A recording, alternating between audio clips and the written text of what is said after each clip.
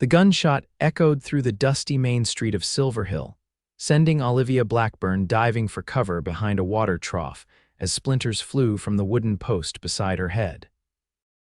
Her heart pounded against her ribs like a wild mustang, and the leather satchel containing her life savings pressed against her side, a constant reminder of what she stood to lose. This wasn't how her journey west was supposed to begin. "Madam, I suggest you stay down." A deep voice called from somewhere to her right. Through the haze of dust and panic, she caught sight of a tall figure in a worn leather duster, crouched behind a barrel with a Colt revolver steady in his hand.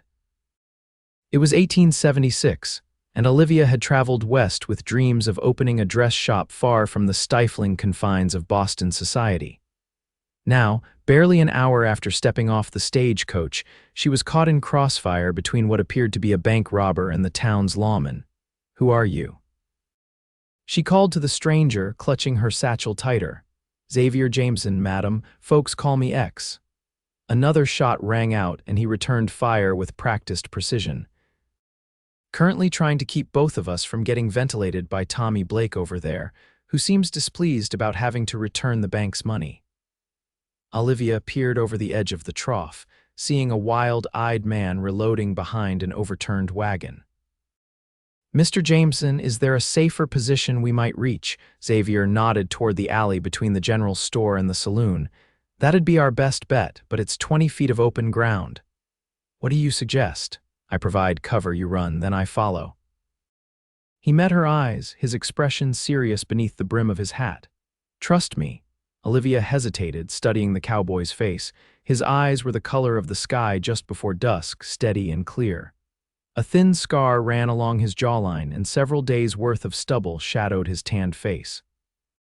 "I don't know you, sir." "No time for proper introductions when leads flying," he replied, checking his ammunition, "but I give you my word as a gentleman." "I've found that word means different things to different men," Olivia said, gathering her skirts. "Safety first, love later." Xavier's eyes widened slightly before a crooked smile lifted one corner of his mouth. "Safety now, love already," he tipped his hat. "Ready to run when I say." Before Olivia could process his peculiar response, Xavier had risen to a half-crouch. "Now, madam." Olivia bolted across the dusty street, her heart in her throat and her boots kicking up dust as gunfire exploded behind her. She didn't look back until she'd reached the shadowed safety of the alley, pressing her back against the rough wooden wall of the general store. Xavier appeared seconds later, sliding into the alley with surprising grace for a man of his size. "You run well for a city woman," he remarked, reloading his revolver. "How do you know I'm from the city?" she asked, trying to calm her breathing. "Those boots haven't seen enough dirt to belong to anyone born west of the Mississippi," he said with a hint of amusement. "Plus, you're holding that satchel like it contains the crown jewels." Olivia straightened her spine. "It contains my future, which is precious enough." A commotion from the street drew their attention. The town sheriff and several deputies had arrived, surrounding the bank robber. "The immediate danger had passed. Seems the situation's resolved," Xavier said. "May I escort you somewhere safer, Miss Blackburn, Olivia Blackburn?" She smoothed her skirts, trying to regain her composure. "And thank you, but I can find my way." Xavier's eyebrows rose. "In a town you've never visited during your first bank robbery, that's ambitious." Olivia bristled. "I've survived worse than a dusty little town like Silverhill." "I don't doubt it," he replied, his expression softening. "But everyone needs help sometimes, even stubborn Eastern ladies with dreams in their satchels." Something in his tone made her pause. There was no mockery there, only a simple truth. "I'm staying at Mrs. Holloway's boarding house, if you know it." "I do. It's a respectable place." He offered his arm. "Let me walk you there. Tommy Blake has friends who might not appreciate his current predicament." Olivia hesitated, then placed her gloved hand on his arm. "Very well, Mr. Jameson." As they walked, Olivia noticed Xavier kept his body between her and the street, his eyes constantly scanning their surroundings. Despite his relaxed demeanor, he was vigilant. "You're not just a cowboy, are you?" she asked quietly. Xavier glanced down at her. "What makes you say that?" The way you handle that gun, the way you move, you're too deliberate, he chuckled, the sound warm and genuine. Observant too, I was a Union scout during the war, then a Pinkerton for a spell. These days, I work as a troubleshooter for the railroad. A gun for hire then. Sometimes.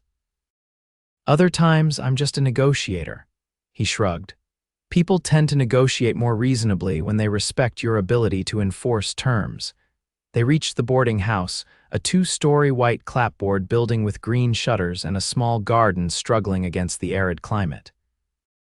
Here we are, Miss Blackburn, safe and sound as promised. Xavier removed his hat. Olivia turned to face him. Thank you for your assistance today, Mr. Jameson. It was my pleasure. He hesitated, then asked, What brings you to Silverhill? It's not exactly on the path to anywhere important. I'm opening a dress shop, she replied. The telegram said Silverhill was growing and had no proper ladies' establishment. That's true enough, Xavier said with a nod. The silver mines brought in enough wealth that the ladies are looking for finery. Then I've chosen well. Olivia smiled, feeling a surge of confidence in her decision. Will you be staying long in town, Mr. Jameson? A few weeks. The railroad's having some troubles with land negotiations. He replaced his hat. Perhaps I'll see you around, Miss Blackburn. Perhaps. Olivia found herself oddly disappointed that their encounter was ending. Good day, Mr. Jameson. Good day. He tipped his hat and turned to leave, then paused. Miss Blackburn, about what you said earlier, safety first, then love. Yes, his eyes held her steadily. Sometimes they're one and the same. With that cryptic statement, Xavier Jameson walked away, leaving Olivia watching his retreating figure with a mixture of confusion and curiosity. Over the next week, Olivia threw herself into establishing her shop. She rented a small storefront on the main street, not far from where she'd first encountered Xavier. With the help of Mrs. Holloway's son, she set up display areas, a fitting room cordoned off by heavy velvet curtains, and a workspace where she could alter garments and create custom pieces. The women of Silverhill, starved for fashion and feminine conversation, flocked to her door. Wives of mine owners and railroad executives, saloon girls seeking respectable day wear, even the pastor's wife all came to see what Olivia Blackburn had brought from the East. She was pinning the hem of a dress for Mrs. Henderson, the banker's wife, when the bell above the door chimed. Olivia looked up to see Xavier standing in the doorway, hat in hand, looking somewhat out of place among the bolts of fabric and dress forms. Mr. Jameson, she said, surprised. Miss Blackburn, he nodded politely. I apologize for interrupting your business. Mrs. Henderson, who had been chattering about the upcoming Founders' Day celebration, fell suddenly silent, eyeing Xavier with interest. Not at all, Olivia said, placing the last pin. Mrs. Henderson and I were nearly finished, weren't we, madam? The banker's wife stepped carefully off the fitting platform. Indeed, I'll return tomorrow for the completed alterations. She gathered her belongings, giving Olivia a knowing smile. A pleasure as always, Miss Blackburn, Mr. Jameson. After Mrs. Henderson departed, Olivia turned to Xavier. What brings you to a dress shop, Mr. Jameson? Seeking a new waistcoat, he smiled, revealing a dimple in his right cheek. I wouldn't trust myself to choose the right fabric. He gestured to a package under his arm that Olivia hadn't noticed. I brought you something, a shop-warming gift, if you will. That's very kind. Olivia accepted the brown paper package, feeling oddly flustered. You didn't need to do that. I wanted to. Go ahead, open it. Olivia unwrapped the package to reveal a small wooden sign, beautifully carved and painted. Blackburn's Fine Apparel, it read in elegant script with delicate flowers carved around the border. Oh, she breathed, running her fingers over the smooth lettering. It's beautiful. Old Joe Cooper is a fine woodworker when he's sober, Xavier said, looking pleased at her reaction. I thought it might look nice in your window. It's perfect. Thank you. Olivia looked up at him, truly touched by the thoughtful gift. Would you like some tea? I keep a pot warm for customers. I'd like that very much. They settled in the small sitting area Olivia had arranged for customers' companions. She poured tea into her second-best cups, suddenly wishing she'd brought her mother's porcelain set west. Your shop looks impressive, Xavier said, glancing around. You've accomplished a lot in a week. I believe in efficiency, Olivia replied, and Mrs. Holloway has been tremendously helpful with introductions. She's a good woman. Her husband was a friend. Xavier's eyes softened with memory. He died in the mine collapse 3 years ago. I didn't know. Olivia felt a pang of sympathy for her landlady. She never mentioned it. Some griefs are carried quietly. Xavier sipped his tea, but she's built a good life for herself and her boy. They talked easily for nearly an hour. Olivia learned that Xavier had grown up in Missouri, the son of a blacksmith and a schoolteacher. He'd fought for the Union despite his border state upbringing, believing firmly in freedom for all. After the war, he drifted west, working various jobs before settling into his railroad position. "And what of you, Miss Blackburn?" he asked. "What drove you from Boston society to our dusty corner of Wyoming territory?" Olivia hesitated, then decided on honesty. "Necessity, in part. My father made some unfortunate investments before his death, but also freedom." She met his eyes. "I was engaged to a banker, a suitable match according to my mother. But not according to you. He was a decent man, but he wanted a wife who would pour his tea and manage his household, not one with ambitions of her own." Olivia smoothed her skirt.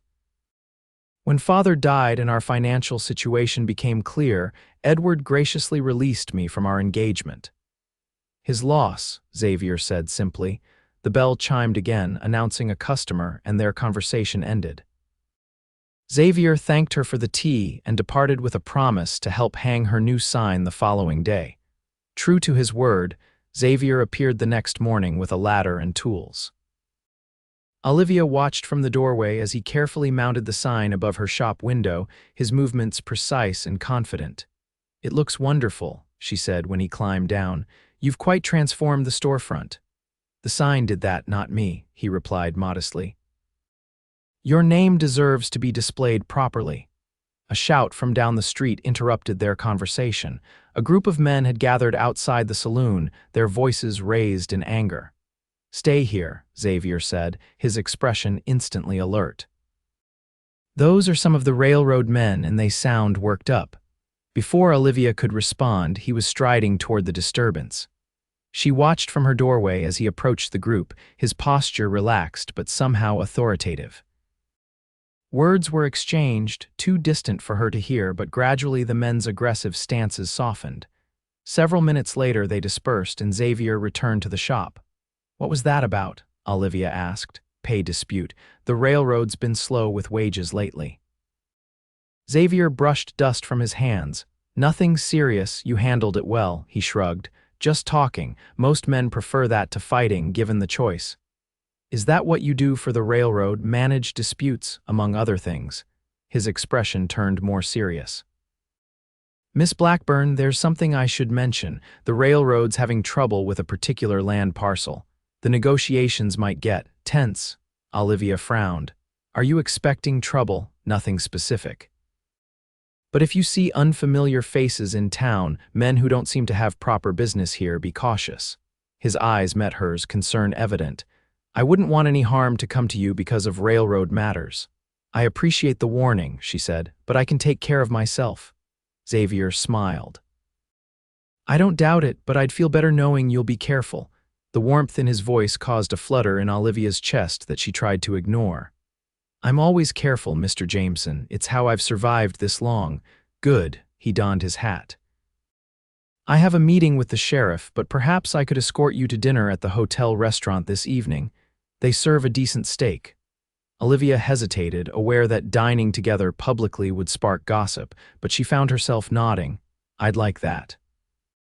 Over the next 2 weeks, Xavier became a regular presence at Olivia's shop. He'd stop by with coffee in the mornings, help her move heavy bolts of fabric, and occasionally escort her to dinner or the small town gatherings.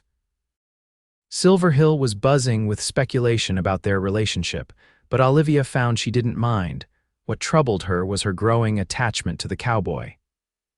Xavier Jameson was unlike any man she'd met in Boston, straightforward, capable, and respectful of her independence.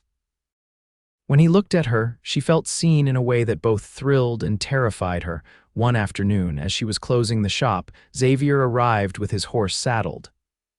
I thought you might enjoy seeing some of the countryside, he said. There's a spot by the river that's particularly pretty at sunset. Olivia hesitated. I'm not dressed for riding. We can ride double, he suggested. It's not far. The prospect of sitting so close to Xavier made her pulse quicken. I should change at least. You look perfect as you are, he said softly. 20 minutes later, Olivia found herself seated in front of Xavier on his horse, his arms around her as he held the reins. The steady rhythm of the horse's gait and the warmth of Xavier's chest against her back created a cocoon of intimacy that made conversation unnecessary. They rode out of town, following a trail that wound through scrubby pine trees and rocky outcroppings. The landscape opened into a small meadow beside a clear, shallow river. Cottonwood trees lined the bank, their leaves rustling in the gentle breeze. Xavier dismounted first, then reached up to help Olivia down. His hands lingered at her waist a moment longer than necessary, and their eyes met. It's beautiful here, she said, breaking the charged silence. One of my favorite spots. He tied the horse to a tree branch, then pulled a blanket from his saddlebag and spread it on the grass. I come here to think sometimes. They sat side by side, watching the sun begin its descent toward the distant mountains. The light turned golden, casting long shadows and illuminating the cottonwood leaves like coins. What brought you west, Xavier? Olivia asked quietly. The real reason, I mean. He was silent for a long moment. After the war, I couldn't settle. Everything I'd known was changed, including me. He picked up a small stone, turning it in his fingers. I saw and did things during those years that haunted me. The open country seemed cleaner somehow. A place where a man might outrun his ghosts. And did you outrun them? No, he said honestly. But I learned to live with them, to make peace. Olivia nodded, understanding. My father used to say that we're all running toward something or away from something. The trick is knowing which you're doing. Xavier's hand found hers on the blanket. What are you running toward, Olivia? The use of her given name sent a shiver through her. A life that's mine, choices that are mine. She met his gaze. Independence. Is there no room for connection in that independence? His voice was low. Olivia looked down at their joined hands. I'm afraid to find out. Why? Because connections mean vulnerability, dependence. She took a shaky breath. I've worked so hard to stand on my own. Xavier lifted her hand and pressed a gentle kiss to her knuckles. Standing together doesn't mean either person falls. The tenderness of the gesture brought unexpected tears to Olivia's eyes. You make it sound simple, not simple, worth it. His eyes searched hers. Olivia, I care for you. More than I expected to care for anyone again. Her heart hammered against her ribs. Xavier, a distant gunshot cut off her words. Xavier was instantly alert, his body tensing as he scanned the surroundings. That came from the direction of town, he said, already on his feet and reaching for Olivia. We need to go back. They rode hard toward Silverhill, Xavier's arm tight around Olivia's waist as he pushed his horse to a gallop. As they approached the outskirts, they could see people running toward the main street, and more gunshots echoed in the evening air. What's happening? Olivia asked, fear tightening her throat. I don't know, Xavier replied grimly, but I'm going to find out. I'll take you to your boarding house first. No, Olivia said firmly. My shop, I need to check on it. Xavier looked like he wanted to argue but nodded. Stay close to me. They rode into town to find chaos. A group of rough-looking men were engaged in a shootout with the sheriff and several townspeople. 2 buildings were on fire and people were scrambling for cover. Higgins' men, Xavier muttered. They've finally made their move. Who? Olivia asked. Land speculator who's been threatening the railroad. Xavier guided the horse behind the general store away from the gunfire. This is what I was worried about. He helped Olivia dismount. Stay here, he ordered. I need to help the sheriff. Xavier, be careful. Olivia clutched his arm. Please, he cupped her face briefly. I will, don't move from this spot. Olivia watched anxiously as Xavier drew his revolver and moved toward the fighting. He took cover behind a water trough similar to where they'd first met and began returning fire at the attackers. The minutes stretched endlessly as Olivia huddled behind the building, flinching at each gunshot. She could see smoke rising from somewhere down the street and prayed it wasn't her shop. A movement to her left caught her attention. A man with a rifle was creeping along the side of the building, his attention focused on the street where Xavier and the others were fighting. With a chill of horror, Olivia realized he was positioning himself to ambush them from behind. Without thinking, she picked up a piece of firewood from the stack beside the general store and stepped into his path. "Stop right there," she said, her voice steadier than she felt. The man whirled toward her, surprise evident on his face before it twisted into a sneer. "Well, what have we here?" "Step aside, lady, this ain't your fight." "I'm making it mine," Olivia replied, gripping the wood tighter. The man leveled his rifle at her. "I ain't above shooting a woman." "And I ain't above crushing a snake's head," came Xavier's voice from behind him. He pressed his revolver against the man's head. "Drop the rifle." The man hesitated, then let his weapon fall. "Kick it away," Xavier ordered. When the man complied, Xavier struck him hard with the butt of his revolver, dropping him unconscious to the ground. "Olivia, what were you thinking?" Xavier demanded, his face pale with fear and anger. "He could have killed you. He was going to shoot you in the back," she replied, still clutching her makeshift weapon.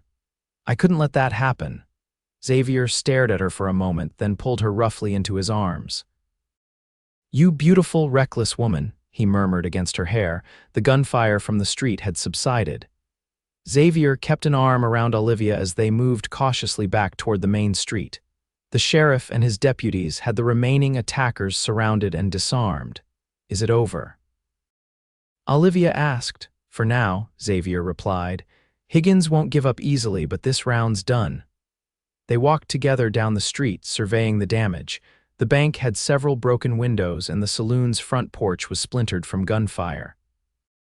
The hotel had caught fire, but townspeople had formed a bucket brigade and were bringing it under control. To Olivia's immense relief, her shop appeared undamaged. "Thank goodness," she breathed, leaning against Xavier. The adrenaline that had sustained her was fading, leaving her shaky and exhausted. Xavier seemed to sense her fatigue. "Let's get you to Mrs. Holloway's. You need rest." "I need to check my shop first," Olivia insisted. Inside, everything was as she'd left it. Olivia sagged with relief, then noticed Xavier watching her with an intense expression. "What is it?" she asked. "I almost lost you today," he said quietly. "When I saw you confronting that gunman, my heart stopped." Olivia moved closer to him. "I felt the same way when I saw him aiming for you." Xavier took her hands in his. "Olivia, life out here is unpredictable, dangerous sometimes. I can't promise safety, not the kind you might have had in Boston." "I don't want that kind of safety," she replied. "It comes at too high a price." "What do you want?" Olivia looked up at him, finally understanding what her heart had been trying to tell her.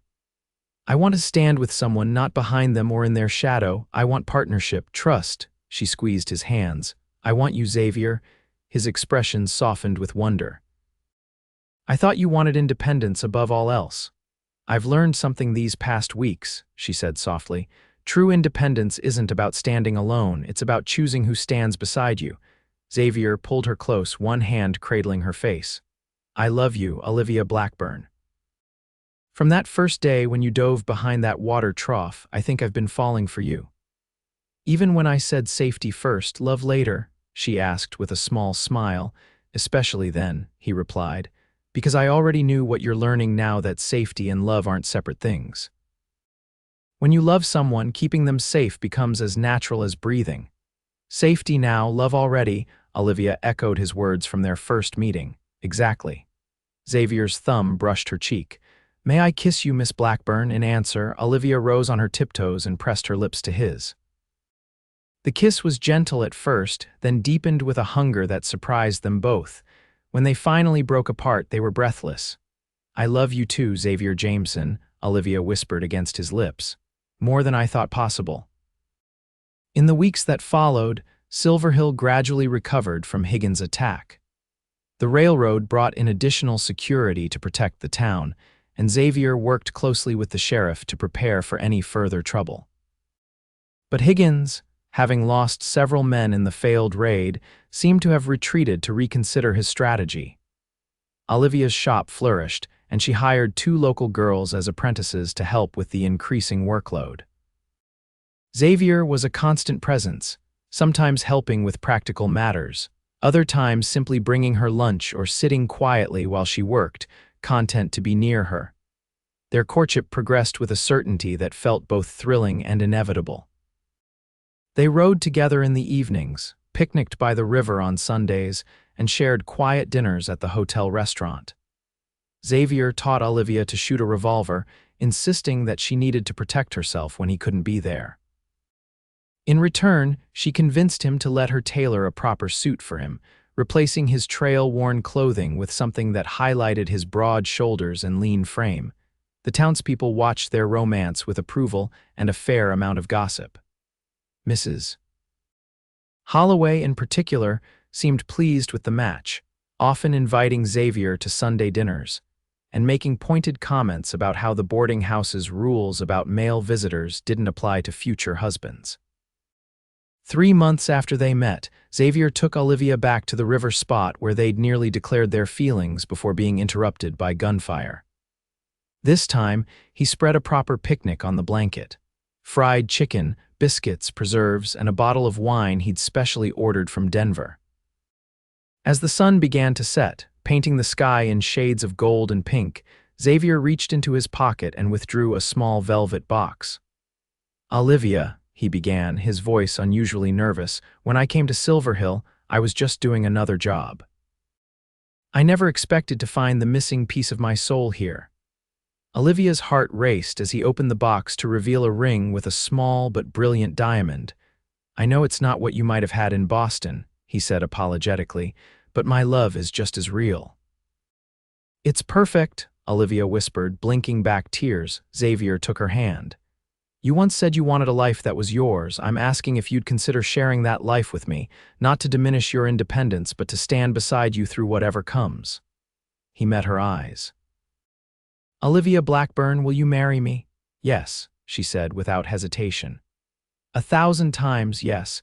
Xavier slipped the ring onto her finger, then pulled her into a kiss that promised a lifetime of love and partnership. They were married 2 weeks later in Silverhill's small church with Mrs.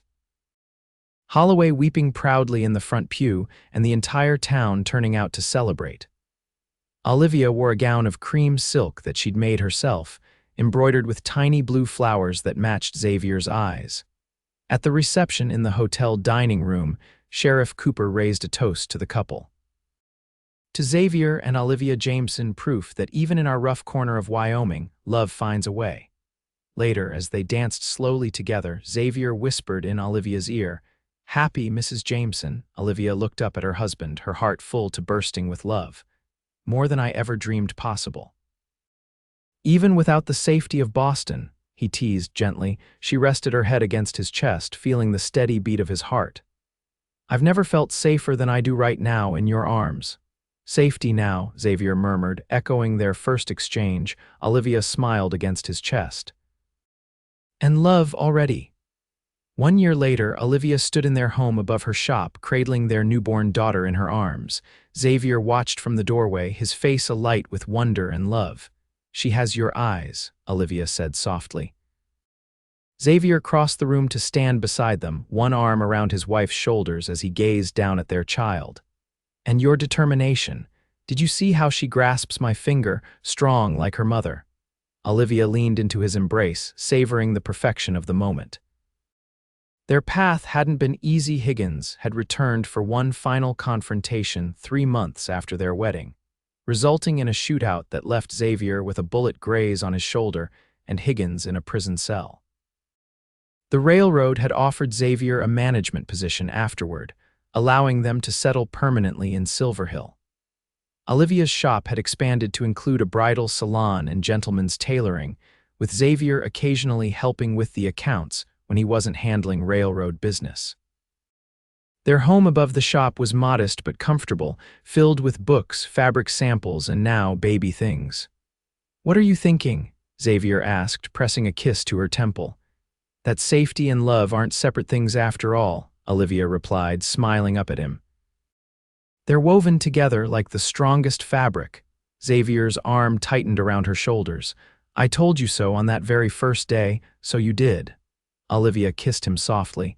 It just took me a while to understand what you meant. Outside their window, Silverhill was growing and changing, just as they were. New buildings lined the streets, the railroad brought regular shipments of goods from the east, and families were putting down roots in what had once been just another rough frontier town. Through it all, Xavier and Olivia Jameson built their life together, a dress shop owner and a railroad man who had found in each other something neither had been looking for but both desperately needed. A love that made them stronger together than they ever could have been apart. Safety now. Love already, forever.